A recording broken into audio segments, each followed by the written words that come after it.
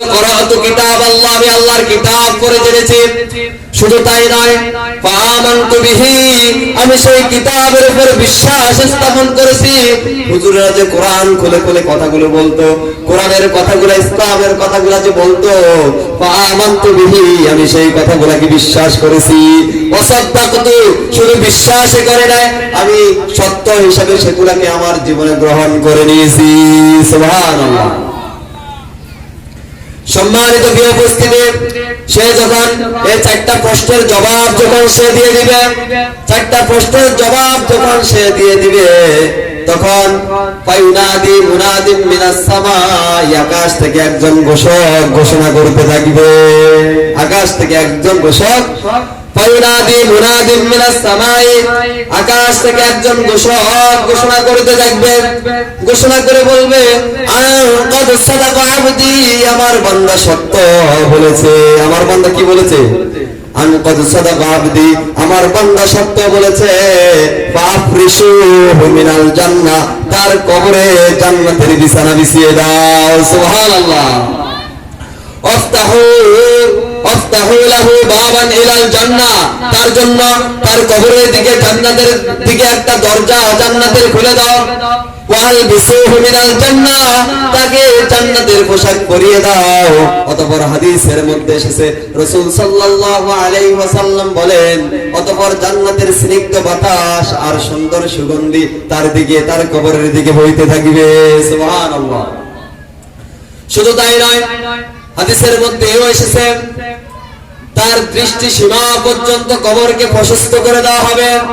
সম্মানিত প্রিয় উপস্থিতি, সম্মানিত প্রিয় হাজিরিন, আর কাফের বেঈমানকে যখন ফেরেশতারা প্রশ্ন করবে ওই কবরের মধ্যে, মার রব্বুকা, তোমার রবকে, সে বলবে হা হা হা লা আদরি, হায় হায় আফসোস, আমি কিছুই জানি না। যখন জিজ্ঞেস করবে ওমা দীনুকা, তোমার দিন কি, সে বলবে লা আদরি, আমি কিছুই জানি না। যখন জিজ্ঞেস করবে মা হাদার রাজুলুল্লাযী বুইতা ফীকুম, এই ব্যক্তিকে চিনো নাকি, তখন সে বলবে লা আদরি, আমি কিছুই জানি না, কিছুই।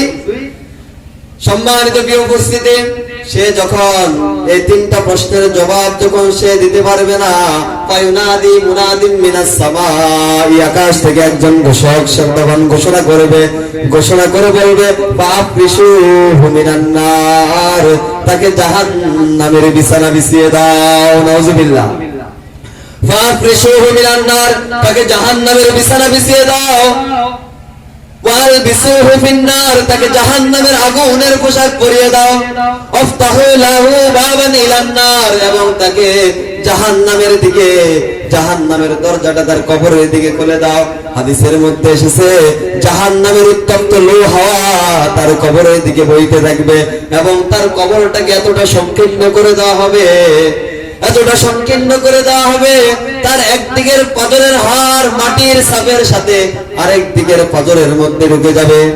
সম্মানিত প্রিয় উপস্থিতি, শুধু এতটুকুই শেষ নয়, নবী মুহাম্মদুর রাসূলুল্লাহ সাল্লাল্লাহু আলাইহি ওয়াসাল্লাম বলেন, অতঃপর তার কবরে একজন ফেরেশতাকে পাঠিয়ে দেওয়া হবে, যেই ফেরেশতা কানও শোনে না, যেই ফেরেশতা চোখেও দেখে না, এমন একজন ফেরেশতা তার কবরে নিযুক্ত করে দেওয়া হবে। হাদিসের মধ্যে এসেছে, ওই ফেরেশতার হাতে একটা লোহার হাতুড়ি থাকবে। বিশ্বনবী জনাবে মুহাম্মদুর রাসূলুল্লাহ সাল্লাল্লাহু আলাইহি ওয়াসাল্লাম বলেন, ওই হাতুড়ি দিয়ে যদি দুনিয়ার কোন পাথরের পাহাড়ের উপর আঘাত করা হয়, ওই পাহাড়টা ধূলিময় হয়ে যাবে। সম্মানিত প্রিয় উপস্থিতি, সম্মানিত প্রিয় হাজিরিন, ফেরেশতা ওই হাতুড়ি দিয়ে ওই কাফের বেঈমান মুনাফিকের শরীরে এমন জোরে আঘাত করবে যে আঘাতের সাথে তার শরীরটা জমিনের সাথে মিশে যাবে। হাদিসের মধ্যে এসেছে, রাসূল সাল্লাল্লাহু আলাইহি ওয়াসাল্লাম বলেন, ওই আঘাতের সাথে ওই বেঈমান জাহান্নামী মানুষটা এত জোরে চিৎকার করবে যে চিৎকারের সাথে পৃথিবীর পূর্ব থেকে পশ্চিম পর্যন্ত সমস্ত মাখলুকাত শুনতে পারবে, শুধুমাত্র জিন আর মানুষ ছাড়া।